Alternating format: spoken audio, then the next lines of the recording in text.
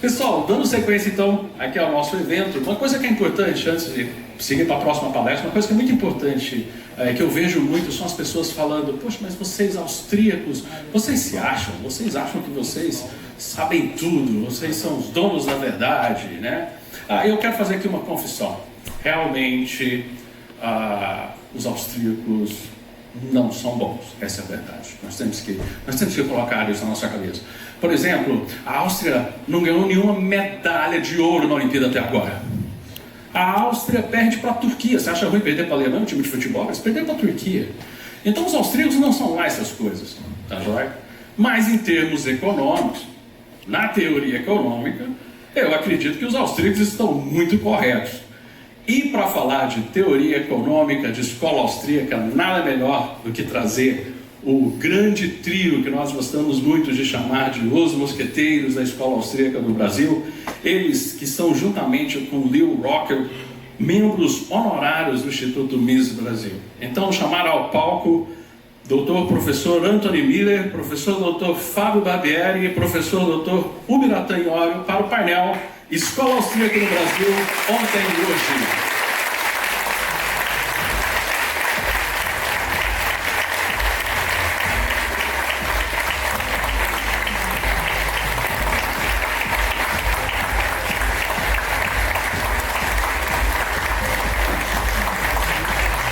Se nós estamos aqui hoje, nós devemos a esses três cidadãos. Por favor, vamos todos de pé dar uma salva de palmas para esses grandes professores.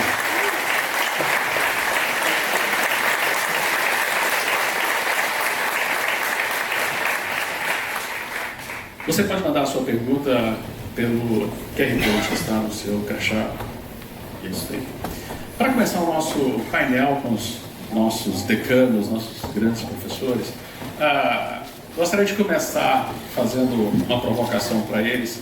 A última vez que tivemos um painel com os três mosqueteiros, estávamos em 2019, um Brasil mudando, uma série de ideias novas ganhando fôlego na discussão econômica.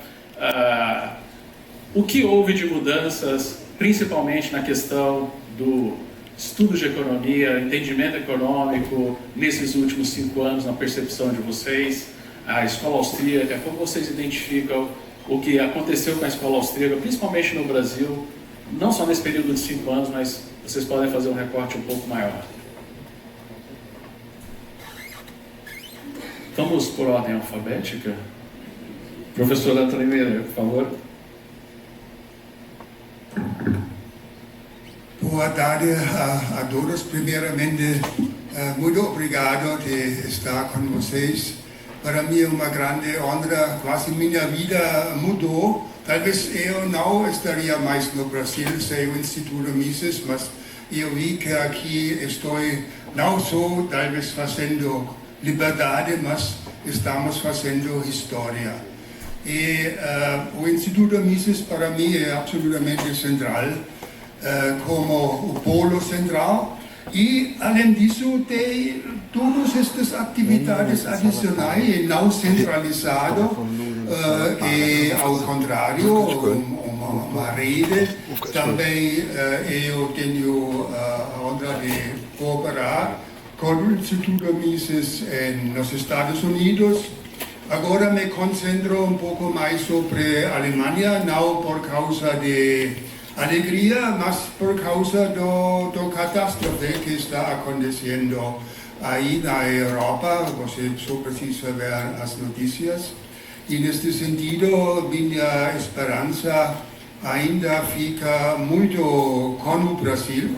E além disso também, como vemos agora na Argentina e na América do Sul inteiro, que ainda tem um imenso potencial.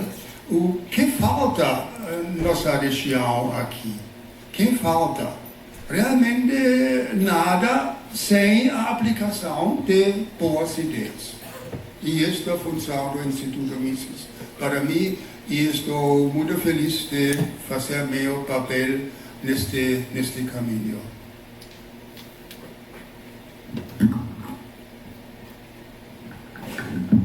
Bom, respondendo mais especificamente à pergunta do Adriano, O que mudou de 2019, quando houve a sexta, e última conferência de escola austríaca, até hoje? Eu diria que, em termos de escola austríaca de economia, pouca coisa mudou, se é que mudou alguma coisa. No âmbito acadêmico, nós continuamos sendo aquela velha Kombi, aliás, nem Kombi, aquela velha moto. Não é? Um professor isolado num departamento, numa determinada universidade, outro, nós três aqui somos testemunhas vivas disso, Isso não mudou muito, porque a esquerda, com a revolução cultural, isso começou lá nos anos 20, nos anos 30, com a escola de Frankfurt, toda aquela história, Eles dominaram todos os departamentos e só entra para dar aula na universidade quem eles querem que entre. Então eles fazem um concurso já com cartas marcadas, aquele sujeito é aprovado, entra e passa 30 anos lá dentro ensinando woke economics, que é a nova denominação, a nova teoria que eu estou criando. No âmbito não acadêmico, eu não vejo alterações em relação a 2019. Se houve alterações, foi que aquele período, com tudo que aconteceu, com a pandemia e pela primeira vez, nós temos um governo que pode ser chamado de liberal, pelo menos uma equipe econômica que pode ser chamada de liberal, foi que a gente conseguiu separar, de certa forma, o joio do trigo. Quem era austríaco mesmo, mostrou que era austríaco. Quem não era, ou fez o L ou ficou em cima do muro. E esses, sinceramente, eu não perdoo. Eles vão ser chamados um dia para prestar conta, que se não for aqui, vai ser lá no alto. Porque o que nós estamos passando hoje, em boa parte, é devido a essa gente, os limpinhos que não quiseram sujar as suas mãozinhas. É claro que houve muitas imperfeições na equipe econômica passada, o pessoal, do modo geral, era muito inexperiente, como o Rodrigo aqui falou muito bem, mas a nossa obrigação era apoiar aquilo. Porque o mundo real não é como num livro do Rothbard, ou no livro do Mises, ou no livro qualquer. O mundo real é uma coisa muito diferente, do que acontece nos livros. E, nesse sentido, nós que estamos aqui, há outros que não estão aqui agora, mas nós representamos o trigo que foi separado do joio. Não estou dizendo que somos só nós, é claro que há outros, mas muita gente foi, graças a Deus, expelida do nosso meio. Esse cara é austríaco lá para as negas dele. Ou ele é liberal lá para a turma dele. Quer dizer, como é que um liberal, o cara que se diz liberal, vai fazer o L, porra? Se liberal com AU no final, para fazer outras rimas, porno-rimas, deixa isso para lá. E então, para finalizar, uma coisa que vem marcando muito o mundo ultimamente é esse mundo woke, essa agência ESG. Isso, sinceramente, eu vejo como uma luta do mal contra o bem. Não estou levando nada para o plano religioso, nada disso, espiritual. Essa gente defende o que há de pior em tudo. Nos costumes, nos usos, eles querem derrubar a tradição do Ocidente. Olha como está a Europa hoje, está uma calamidade. E na economia também. Só que na economia isso sempre existiu, debate dos mercantilistas lá com os liberais é uma coisa antiga, século XVII, século XVIII, mas hoje está demais. Hoje a economia woke, ela está aí estampada todos os dias na televisão o tempo inteiro, nos jornais. Você pega o Valor Econômico, você pega o Estadão, o Globo, a Folha, é sempre a mesma coisa. Então, se a gente está passando por isso, é preciso concentrar os nossos esforços Eu ando um pouco descrente em relação ao mundo acadêmico. Eu acho que para resolver os problemas do mundo acadêmico nós vamos precisar de mais 40, 50 anos, como eles fizeram, competentemente, diga-se de passagem. Mas no mundo não acadêmico, o tempo é de briga, a gente tem que brigar, a gente tem que reclamar, a gente não pode se deixar dominar pelo Estado, a gente tem que mostrar que o Estado, ele não é nosso patrão coisa nenhuma, ele é nosso empregado, e é um empregado vagabundo, que falta o trabalho, que não entrega o trabalho feito, e que ainda explora a gente, ele tem que ser demitido por justa causa, nem que a gente vá, todos nós, para o meio da rua, para fazer o que tem que ser feito. Não é possível continuar esse estado de coisas e a gente ficar só fazendo discurso. O Hayek disse isso, o Mises disse aquilo, não, o Hélio Beltrão falou aquilo, o Bira falou aquilo, o Fábio. Não, a gente tem que agir. E nunca se esquecer que o estudo tem que ser uma coisa permanente. A gente não pode se limitar a ler 2 ou 3 livros e achar que já é um catedrático em escola austríaca. Eu venho estudando isso há muitos anos, os meus colegas aqui também, e eu tenho certeza que os dois concordam comigo. A gente ainda tem muito que aprender com toda a bagagem que a gente, pelos anos, obrigatoriamente acumulou. É preciso ir fundo, se aprofundar, até para defender melhor e mostrar para as pessoas isso que eu falei, botar o Estado para trabalhar para nós, já que ele não pode ser extinto, já que a gente tem que aturar o Estado, tem que aturar Banco Central, tem que aturar um monte de coisa, pelo menos eles não atrapalham a vida da gente, né? Fábio. Oi. Mudanças de 5 anos para cá. Né? Eu tenho algumas más notícias, na minha opinião, sobre isso, em algumas dimensões. Né?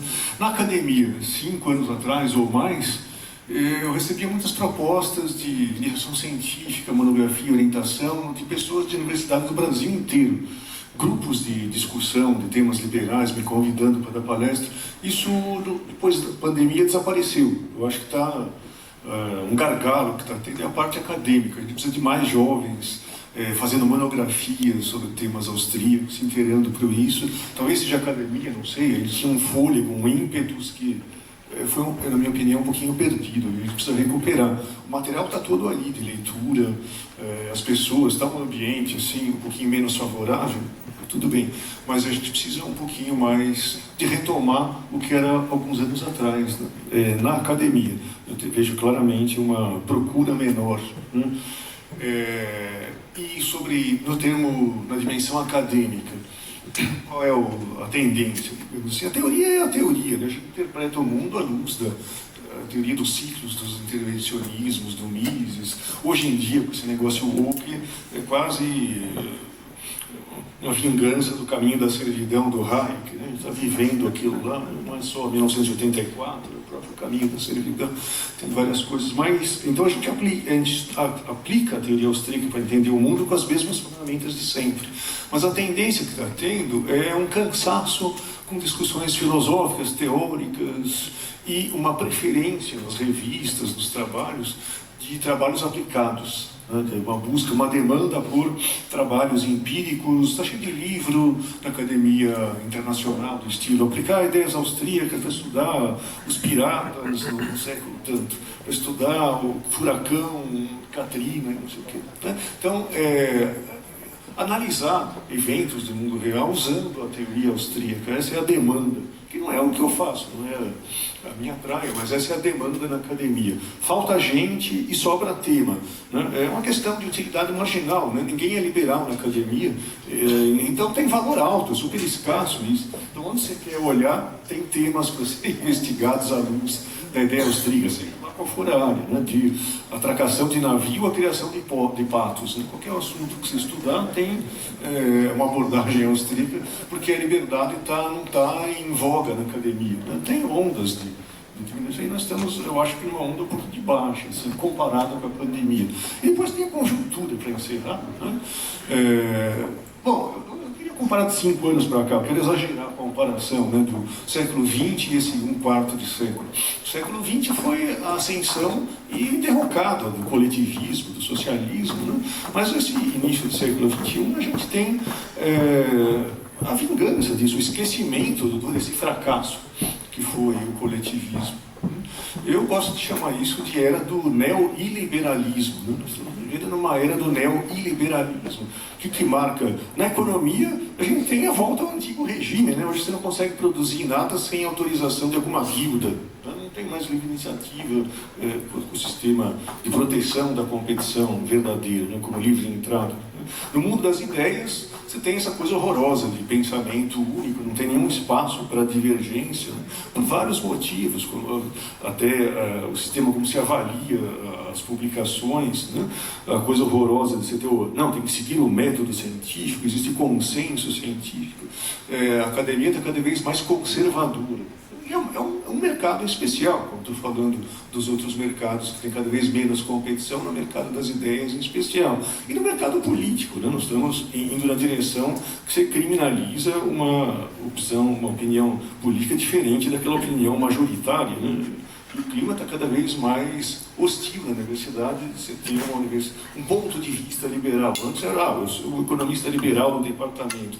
Eu não sei se nos próximos anos isso será tolerável. Eu tenho medo de ser preso antes de me aposentar, daqui a 10 anos. Né?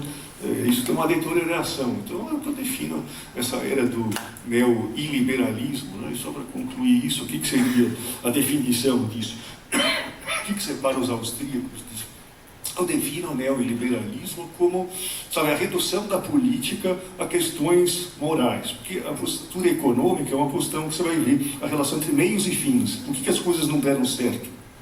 O coletivismo não deu certo no século XX. Então, no século XXI, ele sobrevive se não discutindo a relação entre meios e fins, discutindo só os fins. Então, o economicismo é um grande bicho-papão que todo mundo fala mal, seja lá qual for a posição no espectro político.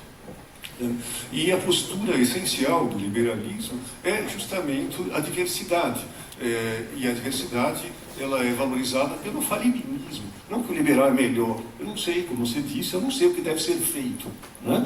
Mas, por isso, eu defendo a liberdade, que as pessoas tentem fazer coisas diferentes. Então, eu sou a favor da liberdade de ideia, não pelas oportunidades de catecismo das ideias liberais, mas para eu aprender, né? Eu brinco que o bom do debate é perder o debate. Se eu perder o debate, eu aprendo alguma coisa, mas isso contraria nossos instintos. Né? Então, no mercado das ideias, você vai aprender alguma coisa se for exposto a teorias rivais. No mercado de bens, de serviços, etc., não pode ser uma regulação que diga como que as coisas devem ser feitas e comercializadas. Tem que ter a liberdade de alguém fazer algo diferente, mais barato.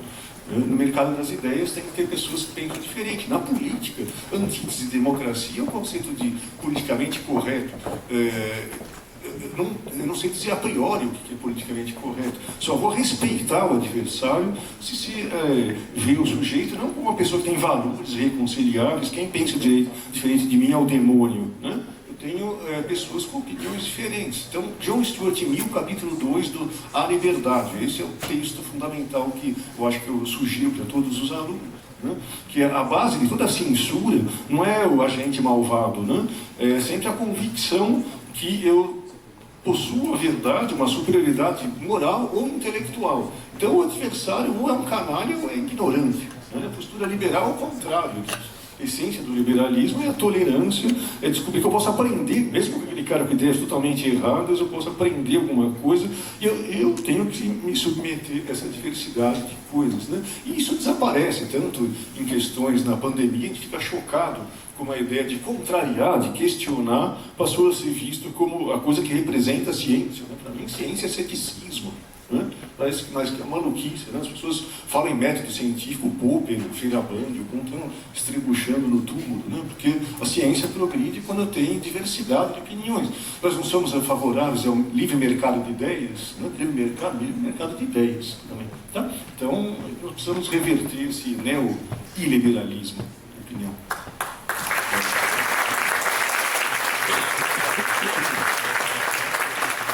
O professor Fábio Barbieri pontuou uma questão muito importante, que é esse antagonismo que a gente está. Isso é até um paradoxo. Nós temos muitas pessoas hoje falando de liberalismo, falando de escola austríaca, e estamos perdendo braços para discussões teóricas, para avançar mais ainda as discussões de escola austríaca, né?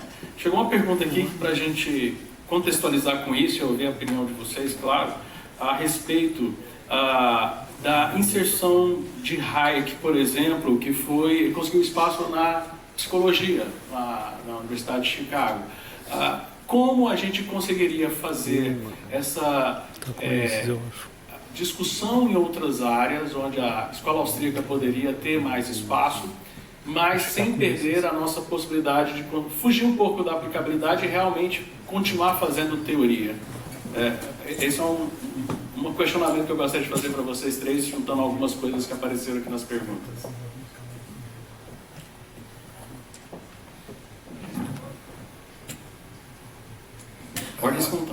Eu acho muito importante que a escola austríaca realmente se estende além da economia. Nós temos a situação que as ciências econômicas mundialmente estão no declínio. Quando eu comecei a estudar na Alemanha, Nürnberg, os departamentos, os professores da economia eram o mesmo número de que a administração. Hoje o departamento de economia é minúsculo.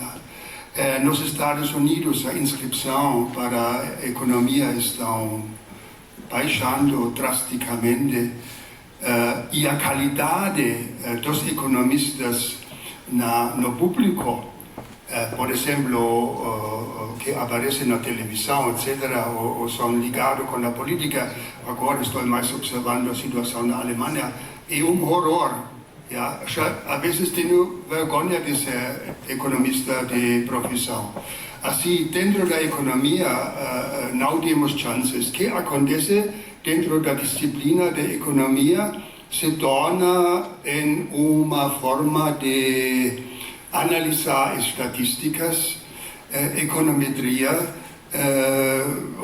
são sofisticados em sua forma, é uma disciplina completamente técnica e não tem quase nada a dizer para o público em geral, para o caminho da política. Quando chega uma pergunta aos economistas típicos, patrão, este dia eles vão dizer, ainda não sabemos, precisamos esperar até as estatísticas aparecem.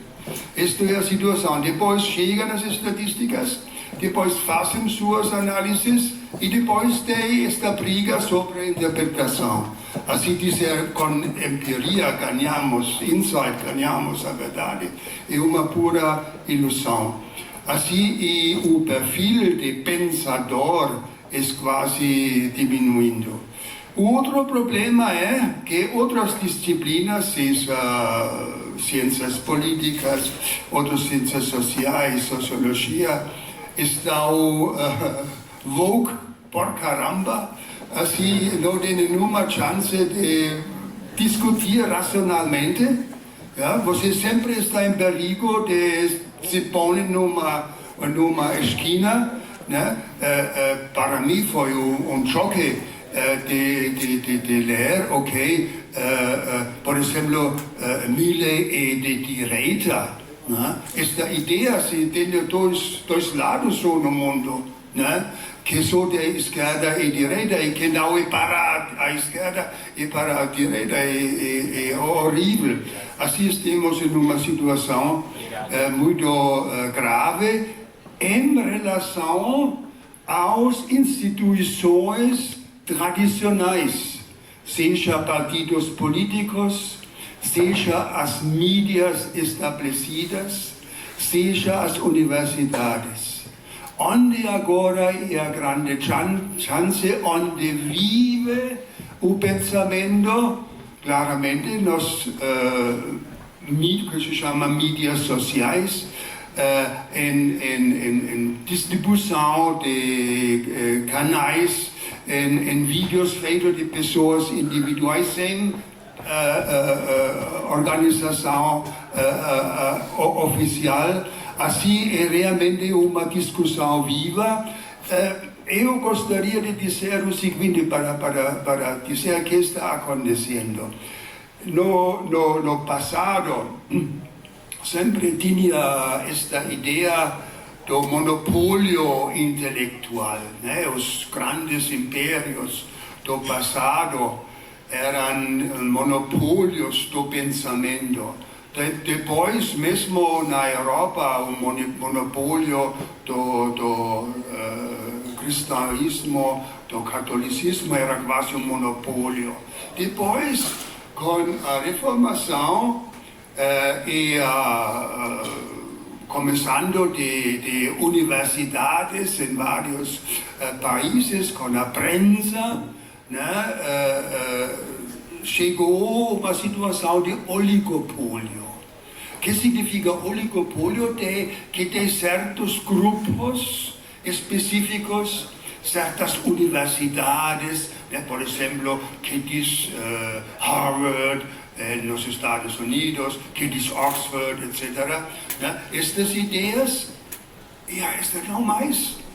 Harvard se tornou em uma universidade completamente woke, em uma catástrofe, né, que são destes institutos. A prensa, né, na Europa, The Economist, ou na Alemanha, Frankfurter Allgemeine Zeitung, ou televisão, foram instituições, quando eu cresci ainda foram instituições.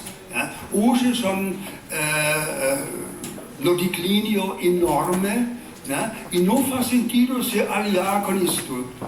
Quando eu estava jovem economista, um artigo meu foi publicado na Alemanha, no Frankfurter Allgemeine, que orgulho, que importância. Hoje é ridículo, porque tenho com mídias, seja com Twitter ou com YouTube, ou com o Instituto Mises e outras publicações, muito mais ressonância que hoje se tem.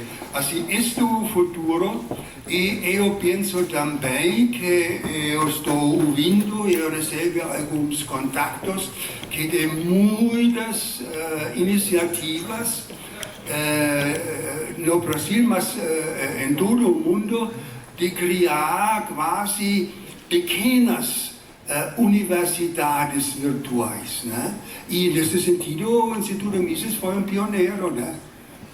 E assim eu vejo imensas chances de ter uma voz, porque esta situação que temos agora, né, este polipólio, né, este mercado livre na opinião, né, é exatamente que a teoria da escola austríaca diz. Nós nos sentimos bem neste ambiente. Nunca nos sentimos bem no sentido de ser parte de um monopólio ou de um oligopólio.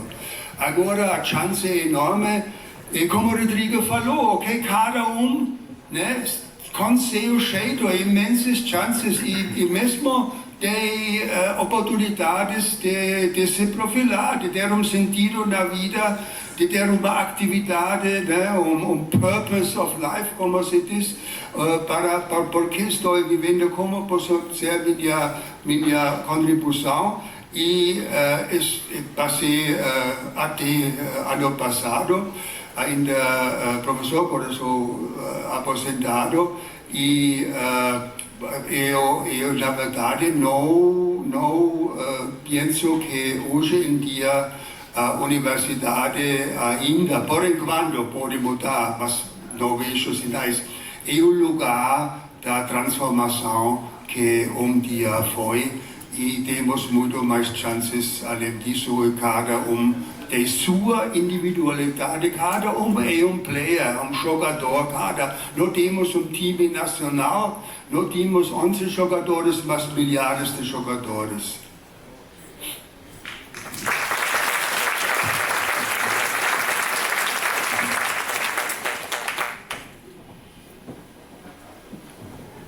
Se nós nos demos ao trabalho de folhear uma revista acadêmica, por exemplo, JPE, da Universidade de Chicago, uma revista de economia técnica, né, teórica, do início do século passado, o que nós vamos encontrar? um monte de frases em inglês, um ou outro gráfico e meia dúzia de equações. Se nós pegarmos essa mesma publicação nos dias atuais, o que nós vamos encontrar? Em cada página, 2 ou 3 palavras em inglês, um monte de equações, letras gregas, tudo aquilo que apavora os advogados, e um ou outro gráfico. Quais eram os problemas tratados, sei lá, em 1902, naquelas publicações? Não são os mesmos problemas que nós tratamos hoje.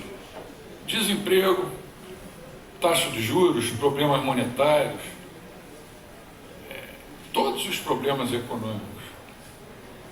Aí eu pergunto, adiantou alguma coisa você mudar tanto a revista, enfiar tanta equação lá?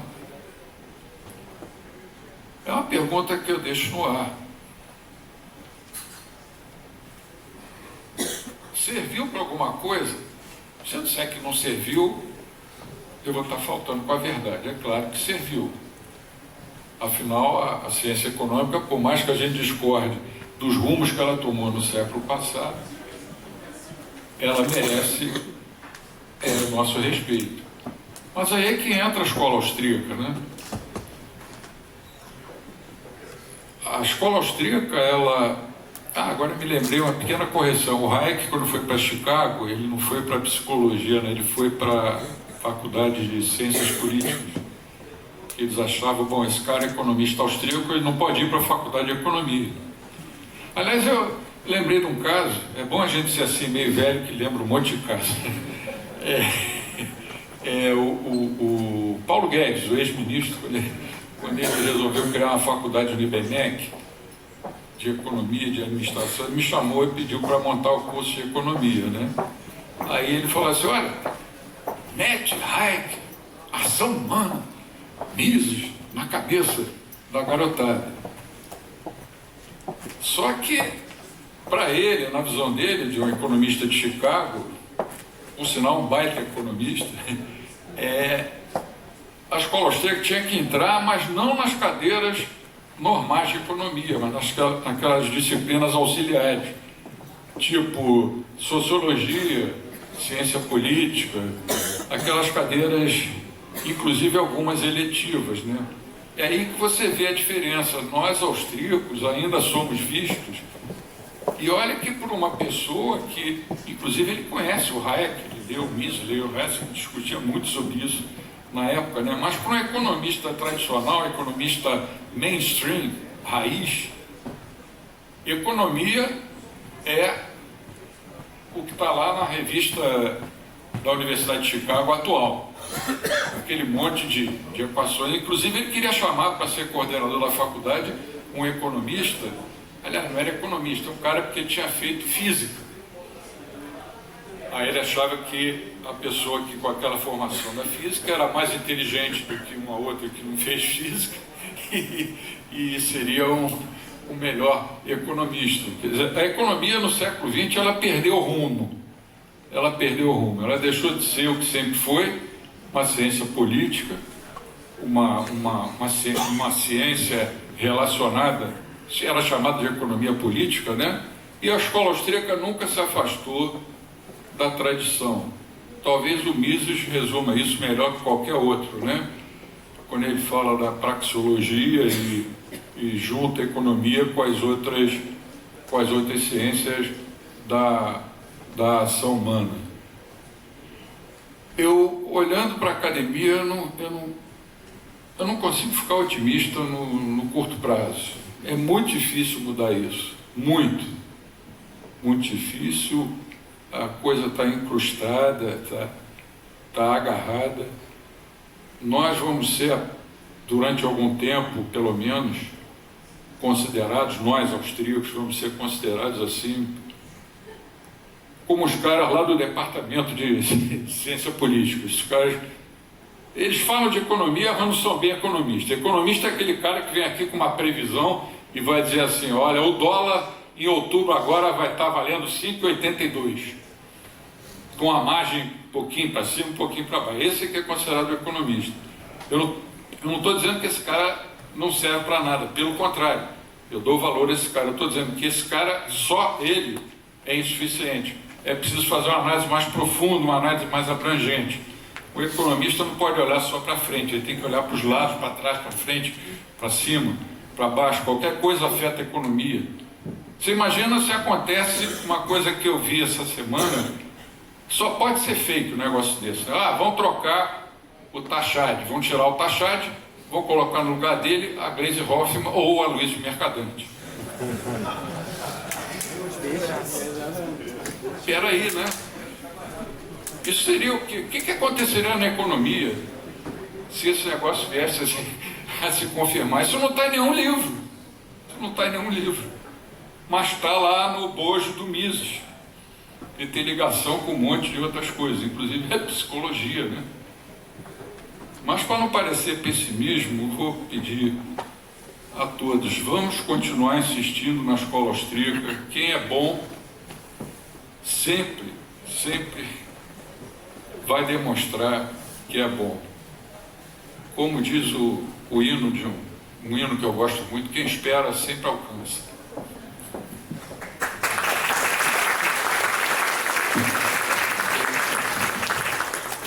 Adriano, você falou de Hayek e psicologia, né? Se eu entendi bem a pergunta, as oportunidades disso, né? Eu acho que tem duas culpas, né? A falta de gente ocupar os espaços e o nosso dogmatismo residual pessoal. Os austríacos, é uma bronca que eu sempre dou, tem que ler a teoria econômica dos outros, né? Então tem várias oportunidades que a gente perdeu na história, que era um espaço austríaco que os austríacos não dominavam. Por exemplo, economia comportamental, por exemplo, economia neo-institucional. Hayek, Mises, Lachmann, todos esses autores escreveram de economia institucional. O neo-institucionalismo do Coase, Williamson, usa Hayek, porque eles leram Hayek, mas os austríacos não participam muito dessa oportunidade que teve. Economia e psicologia. Hayek é um dos grandes pioneiros da teoria conexionista da mente. Economia e complexidade, que é a abordagem computacional, fala de auto-organização, são modelos de auto-organização, né? E os austríacos deviam impor, isso aqui é meu, né? Falar a respeito e ter temas austríacos ali dentro, né? Mas a gente deixou esse espaço para o Stiglitz, né? Um cara menos qualificado para lidar com isso, Arrow, Kenneth Arrow, né? Criou a teoria do equilíbrio geral, o modelo, mas sabe, o cara tem uma visão de mundo mecanicista, né? Não tem aquela visão de complexidade entre os austríacos. E agora está na moda a economia comportamental. De novo, começa a falar muito de platitude, quem lê o Mises não é possível, né? Então, todas essas oportunidades, pode até dizer modismos teóricos, né? Até dentro dos jogos, né? Tá cheio de coisa. Pô, o cara trabalha com teoria de leilão, pô, aquilo é como Wieser, Boa Verde, Menger coloca a teoria dos preços, né? Então tá cheio de coisa para o sectarismo. Talvez o austríaco não assumiu o espaço maior que tinha na década de 30, né? O austríaco no centro da teoria econômica, porque foram levantadas várias bolas teóricas que tem a ver com o discurso austríaco, economia da informação, puxa vida, né? Assimétrica, né? Que Hayek não fala de assimetria de informação, mas a informação é meu, daqui eu pego isso e falo. Bom, como eu disse, falta de gente, é o principal culpado. Mas o outro culpado é que a gente tem que engajar mais no debate com essas novas abordagens, porque a qualidade das coisas austríacas que foram desenvolvidas ao longo do século, permite que a gente dê pitaco nesses desenvolvimentos que acabam reinventando a roda que já foi feita em Viena, essa roda, muito tempo atrás, e a gente perde o barco. Então é uma bronca que eu dou, inclusive aos jovens, porque eu não gosto dessa coisa aplicada, eu gosto de coisa teórica. Então tem oportunidade de coisas teóricas com uma pegada austríaca e a gente deixa passar essa oportunidade.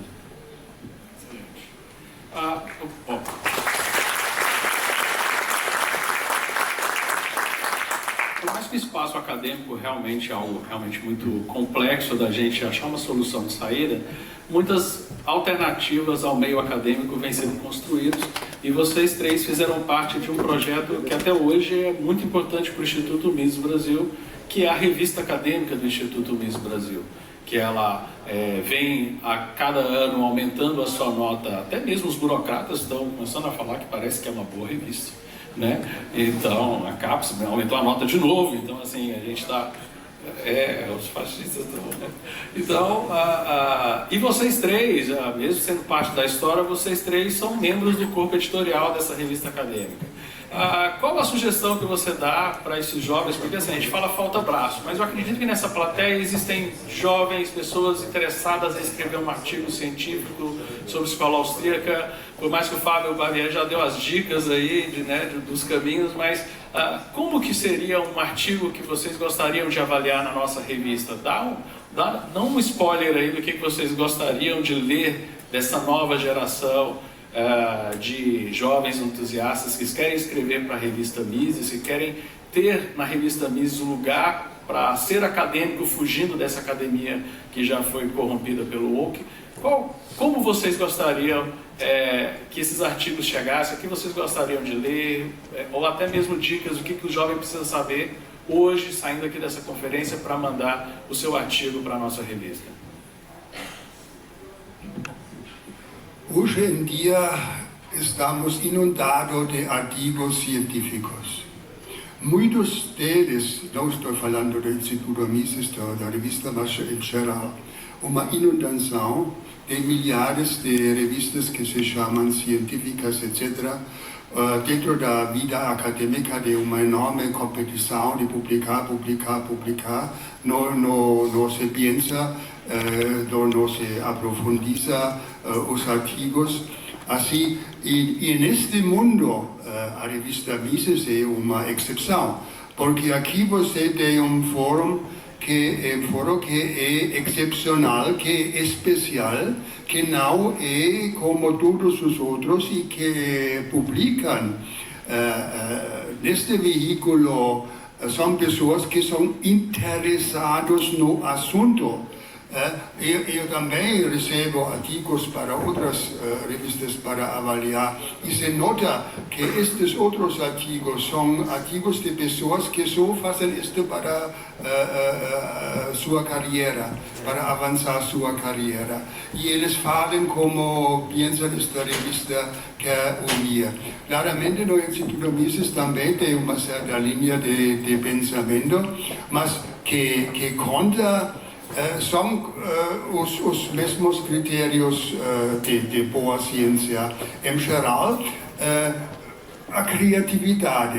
Eu acho que esse é um ponto que mais falta hoje em dia, em todos os aspectos acadêmicos, que não tem novas ideias, ou poucas breakthroughs. Este mesmo se nota nas ciências naturais. Não tem muito avanço se você pensa, os grandes pensamentos foram feitos no começo do século XX. E hoje em dia se repite, se continua. Né? A economia padrão, né? Ciências econômicas, ainda keynesianismo, pós-keynesianismo, neokeynesianismo, etc. Neoclássica. Assim, o mundo espera novas ideias e o Fabiano já mencionou todas estas novas áreas que estão na discussão. A teoria austríaca pode ter realmente aspectos férteis e também receber atenção demanda um profissionalismo. Esse é um outro aspecto, assim, a qualidade puramente metodológica, a qualidade de realmente aprofundizar as ideias, né? Quase estes aspectos técnicos de elaboração faltam em todas as áreas hoje. Por quê? Porque as pessoas estão correndo, eu preciso publicar, este ano não publiquei, preciso publicar. E vocês, como mais jovens, talvez em outra área trabalhando, você tem a grande chance que minha sugestão de realmente elaborar uma ideia profunda, talvez nova, e bem elaborar, no sentido de que anteriormente, né, foi este critério didático, né, e hoje não é mais. Hoje se evita quase fazer, estou falando da revista Gerais, de ser didático. É quase o escritor científico acadêmico não quer que os outros entendam. Isso se torna quase um misticismo. É uma interessante evolução que é quase um regresso.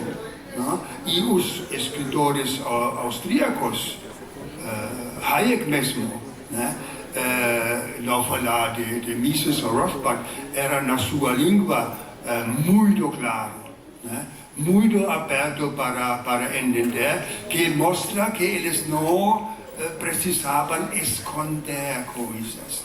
Hoje, no jornalismo acadêmico, nas revistas acadêmicas, se esconde a sua ignorância. Se nota na área de ciências econômicas, às vezes é fazer uma fórmula matemática complicada, para esconder que o pensamento é bem simples e bem pobre. E os austríacos nunca participaram neste jogo, e esta é nossa chance também de ter um efeito mais amplo que precisamos, porque nosso interesse é melhorar a situação econômica, social, da liberdade, onde atuamos.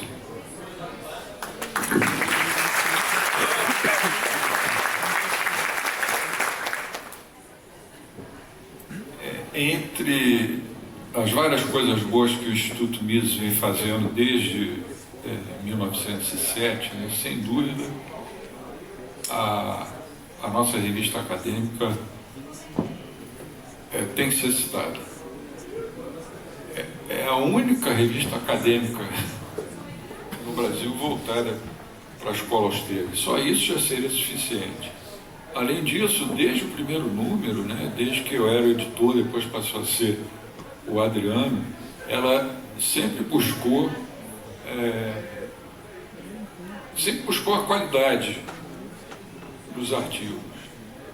E isso, por que eu estou dizendo isso? Porque pode não parecer, mas isso chama a atenção de muitos jovens. Nessa semana, há 2 ou 3 dias, eu recebi uma mensagem privada no Instagram de um rapaz que terminou economia na Universidade Federal Fluminense, que é um antro de petralhas, da pior qualidade, professores petralhas, alunos nesse dia, dizendo que fez pedindo meu e-mail e dizendo que fez uma monografia sobre a teoria austríaca dos ciclos econômicos.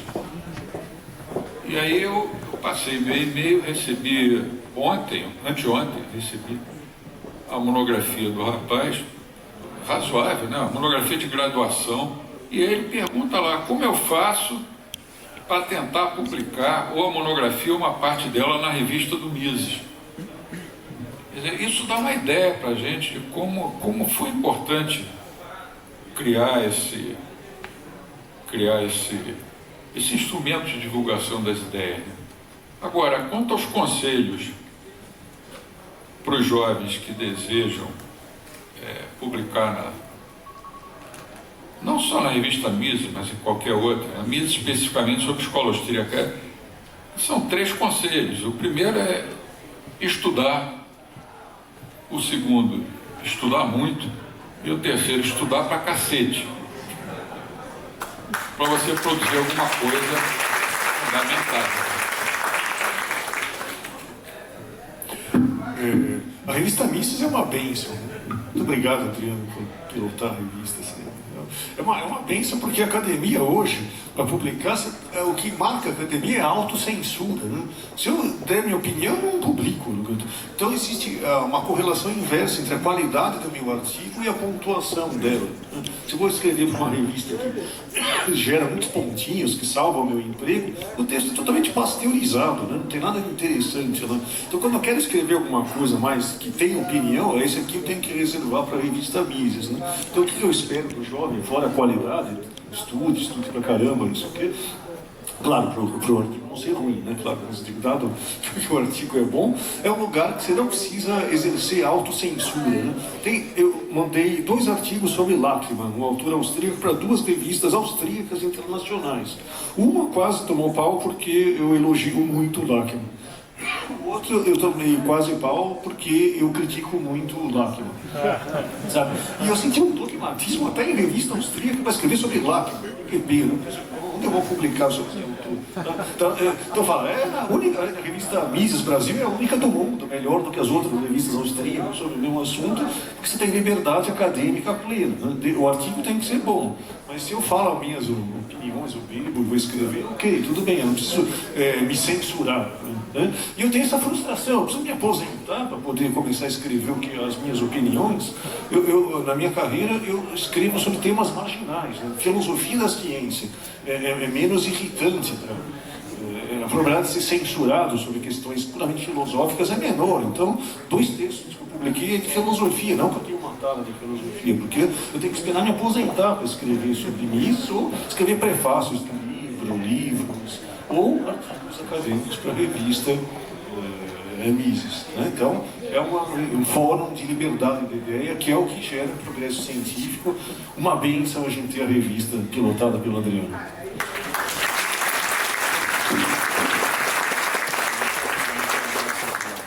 Com isso, queremos agradecer a participação dos nossos 3 professores, membros honorários do Instituto Mises Brasil, membros do nosso corpo editorial da revista, e que estão sempre ativos, sempre participando ativamente da nossa instituição. O professor Fábio Barbieri falou um detalhe interessante, né, da autocrítica. Não significa que a gente não vai reprovar o seu artigo, tá? Se não tiver bom, vai ser reprovado. Mas uma diferença muito grande, que eu vejo muito, principalmente nos pareceres dos nossos membros do corpo editorial. Sempre há uma justificativa, sempre há uma explicação de como melhorar aquele artigo para você corrigi-lo e melhorar ele para submetê-lo. Então, é um cuidado que os nossos avaliadores têm de estimular, porque reprovou o artigo, o pessoal fica chateado. Então, muito obrigado, professor Anthony Miller, professor Biratan Iorio, Fábio Barbieri, uma salva de palmas.